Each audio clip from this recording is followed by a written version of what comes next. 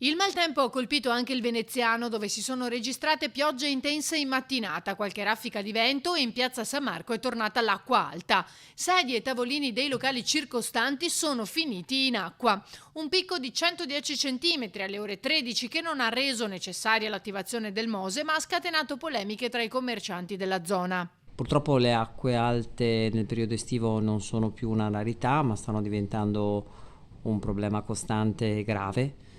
Anche oggi c'è stato preavviso, non c'è stata comunicazione né nei confronti di chi la città la vive e ci lavora, né per i turisti che si sono trovati completamente spaesati in una città, in un luogo, l'area marciana, sommersa dall'acqua. Il problema è grave perché il protocollo estivo non considera la presenza delle passerelle, non è stato attivato il Mose e sostanzialmente le persone sono impedite nello spostarsi all'interno della zona dell'area marciana. Ma se qualche turista si è voluto divertire camminando a piedi nudi in mezzo all'acqua, altri invece, denuncia Vernier, erano in palese difficoltà. Noi come associazione abbiamo chiesto già dallo scorso anno che venissero rivisti quindi i protocolli per le passerelle, cercando di metterne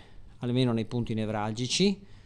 Abbiamo chiesto che venga innalzato il Mose nel caso in cui ci siano eventi di questa portata. Per quanto riguarda l'innalzamento del Mose, però, il vice sindaco specifica. Il protocollo del commissario del Mose e comunque degli enti che gestiscono il Mose prevede che venga alzato sopra i 110 e quindi porterà qualche disagio nell'area soprattutto di San Marco.